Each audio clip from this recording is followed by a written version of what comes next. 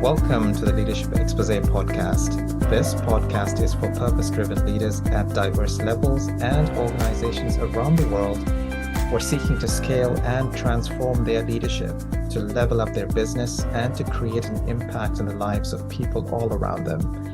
Business and boardroom topics, trends, innovation, transformation, and the intersection with leadership is the focus. We enable success. I'm your host, Stephen Paul. In this episode, we are delighted to chat with Marjo Hellman, CEO and founder of Magnetic Executive Coaching, that helps high-achieving executives become more of who they really are and become the number one leaders in their field. She's also a board member at various organizations and has collaborated with several change makers globally. Marjo, welcome. How are you doing today?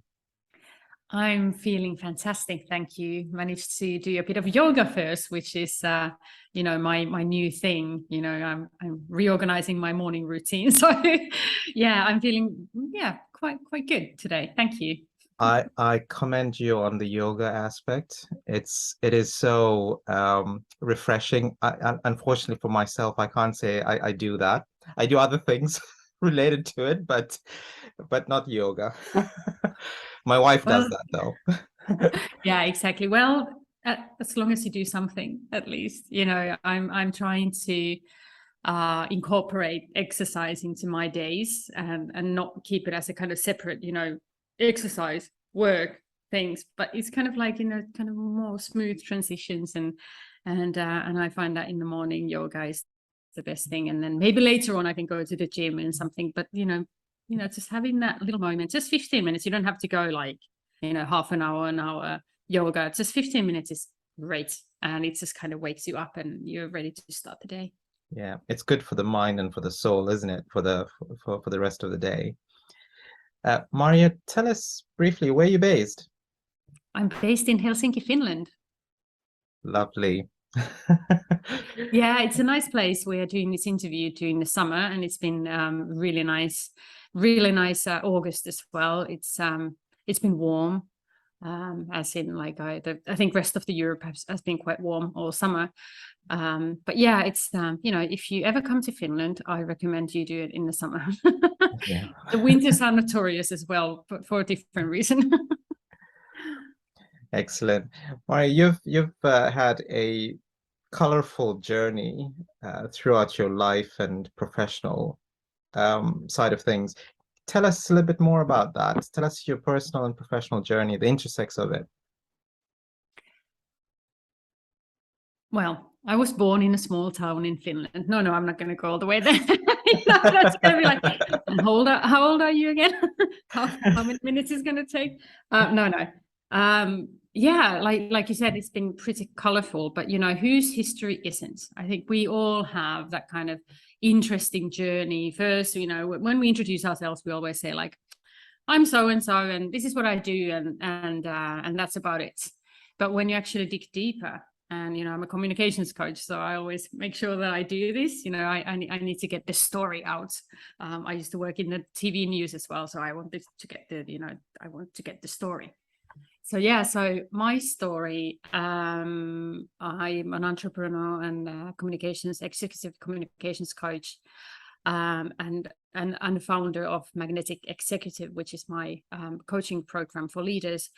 But it sounds fantastic, but it wasn't always this smooth. How I discovered what I'm doing at the moment was a bit of a painful process, but I'm sure it's also for many people, it's painful to finally discover what they want to do and what they're here to do and what their mission is.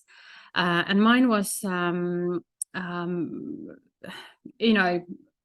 just loving all sorts of performance related things ever since I was young, theater and music and dancing and singing. And I always wanted to be an actor. That's what I wanted to be. I just thought I'm going to be an actor. So then, after finishing my studies in Finland, I decided to move to London, where I studied theater. I went to uni, I studied theater. And during my studies, I was like, oh, I love acting, but maybe not as a profession. But nevertheless, I still did a bit of acting, and I was still thinking, oh God, you know, I should be on the other side. I like directing, I like asking questions, I like, you know, being on a background, you know, also, and not just always the kind of me, and wondering what's happening with this character and me and blah blah blah. And I just realized I love asking questions, and also about the society and the universe and the world and politics and all that. And then I just happened to be in touch with an old friend who was at the time doing radio. And I asked him, you know, what do you think? You know, I'm kind of at crossroads. On the other hand, this is what I've studied. I've always loved acting and theatre. And now I just kind of feel that something is not, you know, something is a bit off. And he's like, I think you would be a really great journalist. You know, you love asking questions. And I was like, that's the key word, questions. Great. So I became a journalist. So that's what I did. I also went to study that a bit. I didn't just, you know, go to the TV station and say, hey, I want to be a TV journalist. But, you know, of course, there were some steps to that. But yeah, I ended up in TV news, and it was lovely. It was an amazing job. It was exactly what I wanted to do, you know, asking questions, still getting to present, still getting to, you know, be in front of the camera, whatever, what I liked, you know, speaking and stuff. But then it was communications kind of, everything kind of changed around 2008, 9, 10. Social media started becoming one of the key breakthroughs and media and communications. So that fundamentally changed how,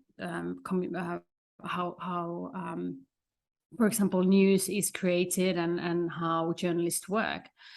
And at that point, I was again asking questions. Hey, where's the world going next? What's happening? And I realized that there's more and more communications agencies coming forward, you know, with their press releases. And I was like, what is a communications agency? And I remember typing it in and Googling communications agency. Oh my God, and a whole new universe just pops up. I'm like, wow, they do some cool stuff. So I called and I was like, yeah, I want to be I want to work, you know, whatever it is that you do, the communications agency business. Yeah. So I moved from journalism to communications agency, and again, I loved it. You know, that's where you get to combine all of these, you know, performance and theatre and asking questions and being a journalist and all of that. But then again, I realized a few years later, after setting up a couple of communications agencies and really kind of grinding my way up, and always wanted to be a leader. You know, I wanted to have a business card that says she's a director. That's what I wanted. So I worked myself up, you know, like, no, like you do. And all of a sudden, one day I went to work and I opened my computer and I started typing in something in an Excel, and I couldn't breathe. Mm. And I tried to stand up and I nearly collapsed, like fainted. And I still get like, you know, I can't breathe when I think about that, because it was like, I was like, what's going on? And I started crying, and my colleagues lifted me up and we went to sit down somewhere. And obviously I had to go to the doctors, and the diagnosis was that I have a burnout. Mm. And, you know, that's when it stopped. For a couple of weeks, I just sat at home, writing things down. And I realized I actually wasn't happy. You know, I've been working towards this all my life. I finally had the director on my business card, you know, and I wasn't happy. And I realized that I'd been kind of going not the wrong way, but I'd been living someone else's dream, basically. My dream was never just to be a director. My dream was to be someone who inspires and someone who brings joy to people, asks the right questions and makes them move forward. That's what I've always loved doing. But somehow along the line, that's something that I just completely skipped, because I just thought, that's what you're supposed to do. You have this long career, you have this much experience. I've won international communications awards for my work. That's what you're supposed to want, right? You're supposed to want to be the director. But I wasn't very successful in it. I wasn't that happy. So after a couple of weeks of pondering and writing loads of things down and circling the words that kind of came up constantly: inspiring, teaching, helping, speaking, training, coaching. And I was like, oh my God, why am I not coaching? That's exactly what I'm supposed to be doing. Helping people communicate. I have all the knowledge, I have the experience, I can help others. So I called my boss and I said, hey, can we change my role? This is what I want to do. And she said, yeah, sure. So I did that. She was fantastic. So I did that for a while, but then, it just started going so well and I loved it. And I was like, this is my place. This is what I want to do.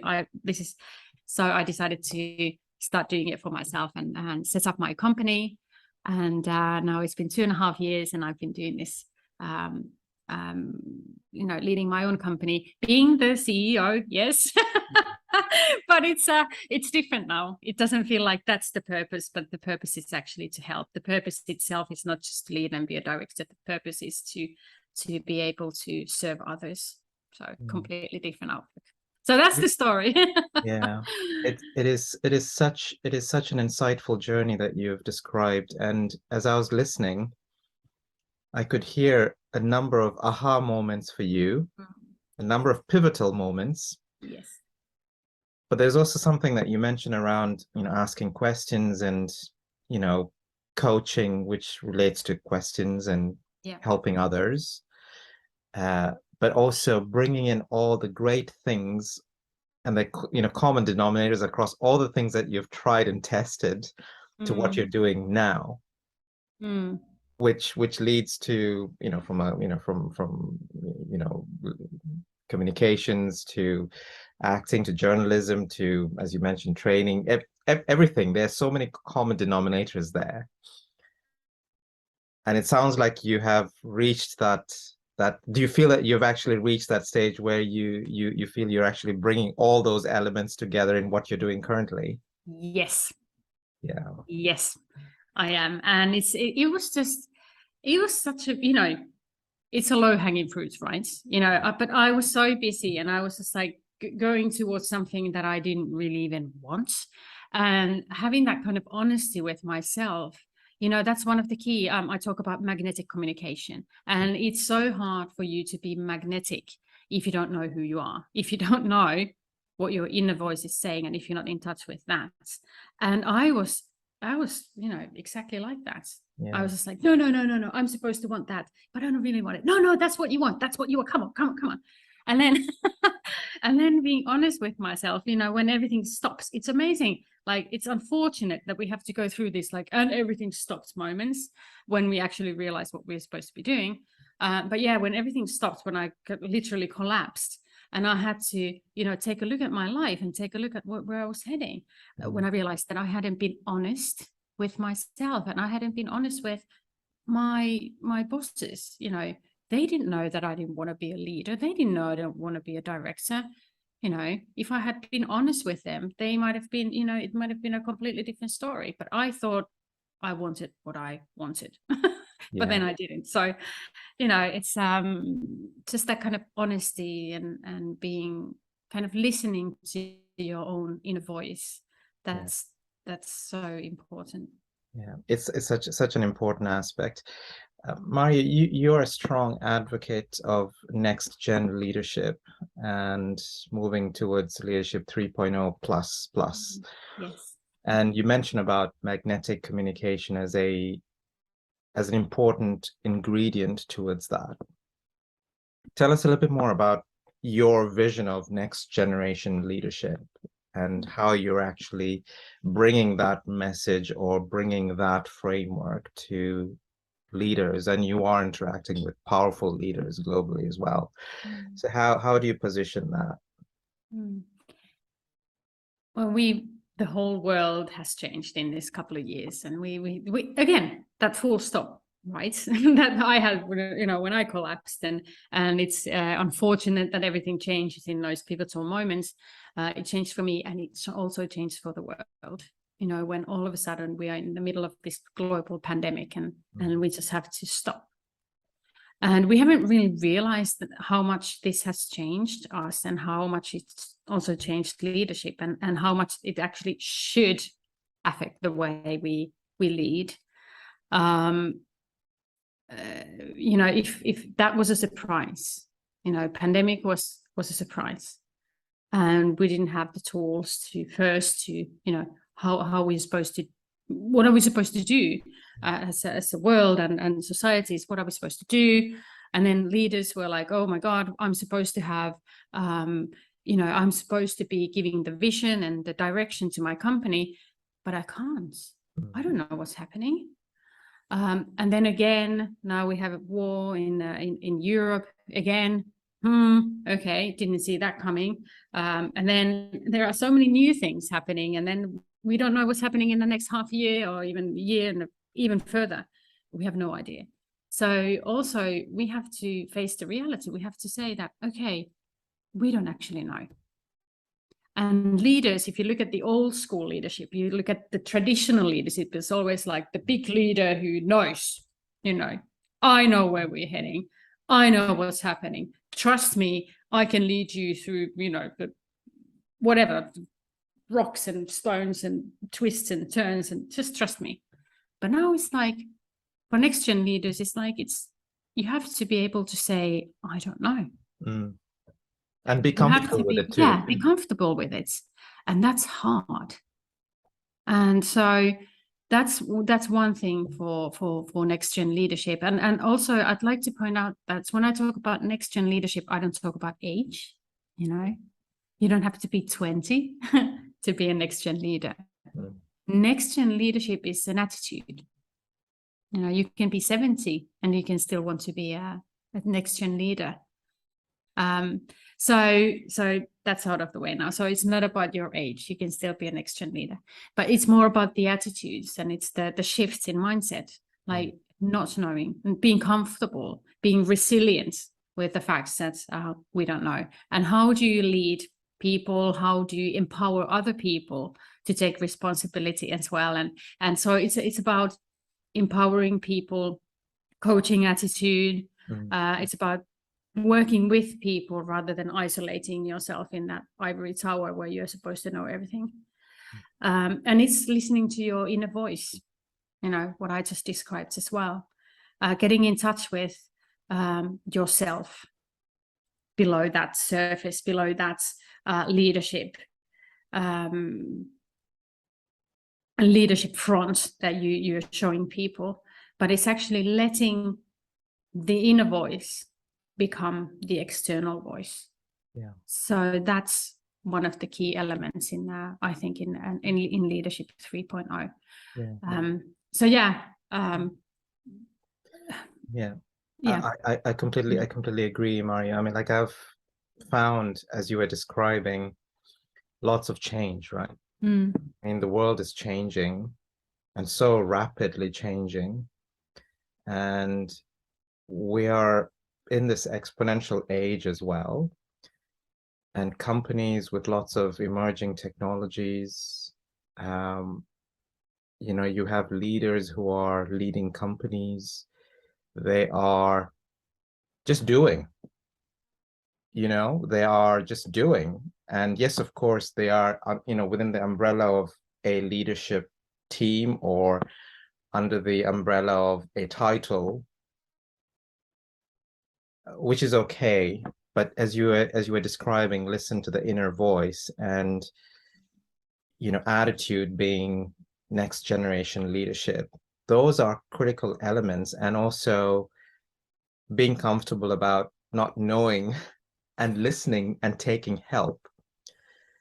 Some of these things is not present in many of the leaders. You know, it's, well, we have this agenda, we have to do this, let's just go and do it. So I completely agree with you on that. and the framework to actually help that is people like yourself. So if I'm a company or a business or an individual or a leader looking to leverage your expertise or magnetic coaching, how would a conversation with you and I sound like? First of all, actually, something that you just said, describing next gen leadership. What's I think is actually the key sentence here, and the key for everything at the moment is, stop doing and start being. And that's the key for next gen leadership. It's and we are so accustomed to doing, and leadership is doing, and it's like doing, and but now it's about being. Yeah. What you're being is more important than what you're doing. So, and back to your question, the conversation and how we start is we often, if you think about communications coaching, if you're familiar with the concepts, it's quite often about how do I present? How do I stand on the stage? Where do I put my hands? How do I use my voice?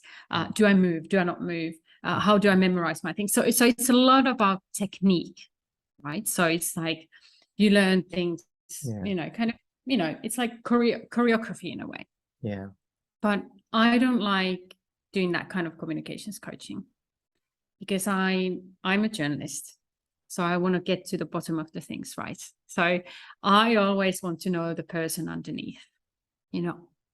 I don't believe your words. The words don't really matter if you don't believe it yourself. If you don't believe in your own message, if it's not coming from your heart, no one else is not going to believe it either. So we always have to go, I'm always like, I'm not believing it. I'm not believing you right now. What do you really want to say? What if you told this to your friend, how would you say it? You wouldn't use all these fancy words that you would use in a company presentation and try to sound really convincing. No, you would skip all that, and there would be more emotion. It would be authentic. It would come from the heart. So that's what we practice. Yeah. It is such an important aspect, and people don't. Leaders, I mean, like even if I think about myself 10 years ago, or even in the lack of knowledge and the lack of self-awareness led me to just do and not listen to my inner voice. Yeah. And you have to really consciously explore that. And there's those aha moments that you do need to kind of invoke in a way. And as you were describing it, when you have somebody to actually just help you to invoke some of that, then that really helps, because then you step back and not do, but you're basically reflecting, right? So completely in alignment with what you've just described. Yeah, and it's and we don't like to admit it, but we all could do with some outside help, another pair of eyes. Yeah. Self-reflection is hard, and self-awareness is quite hard. And I'm doing it now, and it's a process. I'm learning to meditate and all that. But I think most people can do with some coaching and with some external help. And for me, for example, I believe in coaching. I've had coaching, and I have coaches, and I wouldn't dream of going it alone. Yeah. And for many leaders, they say it's lonely at the top. Well, it might be lonely at the top if you have that kind of old attitude towards leadership, but it's not really supposed to be. It's not really supposed to be. You're human, right? So you're supposed to also be able to be human, whatever you do. If you're a leader, or you're mom, dad, whatever you are, you're just still human. So being that human to whatever you do, and understanding that you also, beneath all that leadership thing, you're still you. But somehow we don't really want to bring that forward when we are in that kind of leadership role, because we think maybe it's not valuable, or maybe people don't take me seriously. And it's completely the opposite. People start taking you more seriously when they know that you are actually in touch with the whole of you, the all that you are, rather than just presenting yourself as a kind of, something that is not authentic, but you just think that this is what people want to see. No, people want to see real humans at work. They want to see vulnerability. They want to see, they want to see, like, if you look at some world leaders, for example, when do they go from just being another politician to actually being a world leader, respected world leader? It's usually those moments when they show real authenticity and vulnerability. For example, like Jacinda, New Zealand Prime Minister, or what we have in Finland, the Finnish Prime Minister Sanna Marin. She just recently broke down when she was accused of taking drugs. I know. And she was just dancing in a party with her friends, which is the most ridiculous thing. Like, and it was just so recent. But anyways, a couple of days ago, she broke down. She was giving a speech, and she said she's just a human, and she also deserves light and happiness and joy when there are so many dark clouds. And I was just like, that is leadership. Exactly. Yeah, that is leadership. That is not just, and it was amazing. So amazing. Yeah. Marjo, tell us about you a little bit more. What does the day in the life of Marjo look like? Morning to yoga. I wish. I'm just presenting myself as the perfect human being who wakes up in the morning, has a green juice, and everything is calm and everything is collected. No. An ideal day would be like first yoga and first some green tea, and but quite often it's like getting the kids to school, like push, like, where's your bag, where's this, and do you have your shoes, and it's raining, and where's the umbrella? And most of the time it's like that.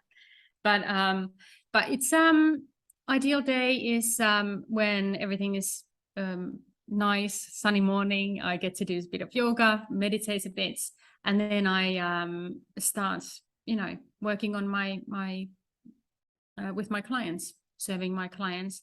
If I have a coaching day, I might have it online. I do some coaching programs that are virtual and in person. So I might have a one-to-one call with the clients like this.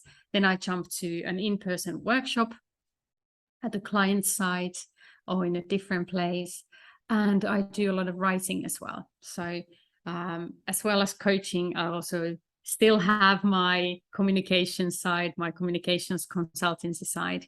And I also help my clients with communication strategy or crisis communications and things like that. So every day is so different because, you never know what pops up or what news has to be reported for on behalf of my clients, for example. So very kind of nice getting to use everything that I've learned in life and getting to use those skills to actually help other people. That's my day. Yeah. So it's I wake up every day with like, yay, who do I get to help today? It's such a lovely feeling. Excellent. And what's the next big business or personal adventure for you?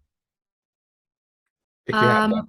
Yeah, well, there's a lot. Actually, this autumn is crazy in that way. I'm always ideating, creating new things. I'm again creating a new program for it's called Magnetic Mastery Mastermind.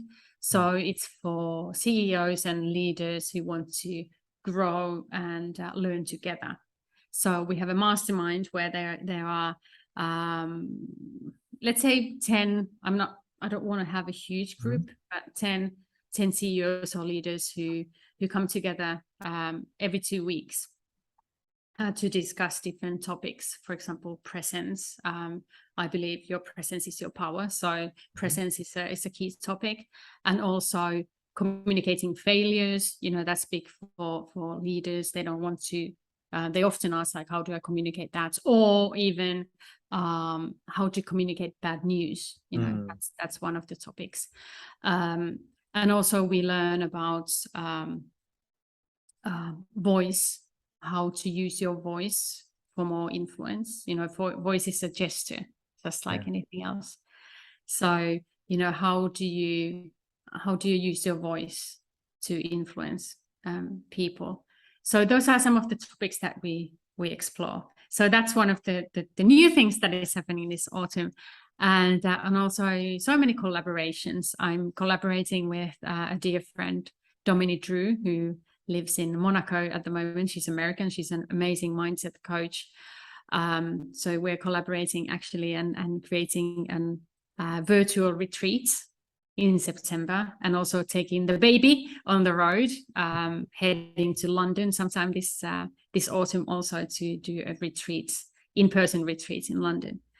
And then also working on another collaboration with an amazing conscious leadership coach called Astrid, and we're working on this together now to work with more conscious leaders, and that's something that we've just started working on. And so there's a lot of stuff happening, and it's not it's just a lot of global international work and also helping my clients here in Finland. So that's what's happening. Exciting. And also one really exciting thing that I've just started creating, and I don't know if I should say it yet, but since you are kind of your podcast and everything, and your listeners are probably, they know what you talk about. So you talk about new age leadership and next gen leadership and all that. So I'm actually writing a book about the subject now, and very good. So hopefully have time to finish it sometime in the spring. And then I'm looking for people now to interview for the book. So that's really, because it's natural for me to ask questions. I want to ask questions with this book as well. I'm not the know-it-all person at all. I know a lot of things about communication and emotional intelligence and all those things that we need as leaders going forward. But like you said as well, there's emerging technologies. We need to be able to lead in emerging technologies, and people don't even understand those. So, that's going to be one part of the book as well, to like how to lead in that environment that is completely new. So that's an exciting project that I'm I'm doing. There's a lot of exciting projects that you have underway, and well done you for that. It's amazing that you're able to actually draw on all those experiences and bring all of those projects together. So best of luck on that, and well done. Thank you. And well done you as well. I think we all deserve, well done. We are doing an amazing job for other people and serving others, and it's I think it's one of the best things you can do as a human being. True. Marjo, we're coming to a close very shortly. Do you have any closing messages or a challenge to other leaders that you want to share here? I think the key message would be to try to listen to yourself and that inner voice more, and be honest about what you find. And then another message is, which is the culmination of all this, is that start being and stop doing, and try that for a couple of days. And how does it feel when you actually concentrate on being more than doing, and see how that feels. And that actually helps you to, when I talk about that inner voice, that actually helps you to listen to yourself and stop for a second and come to realize what your inner voice is even saying, because quite often we don't hear it because we're so busy doing. So stop for a second and listen to yourself, and concentrate on being and see how that feels. Words of wisdom from Marjo, and a challenge to all the leaders out there. Thank you very much, Marjo, for being with us today and sharing your journey and all the exciting things that you have planned for. Thank you. Thank you so much. I enjoyed this talk. Thank you. Okay, folks, thank you very much for listening in, and stay tuned for our next episode with a global fintech leader sharing his views on emerging technologies. Stay tuned and stay on for additional information following this episode. Hey, I hope you enjoy the podcast. Don't forget to subscribe to the channel.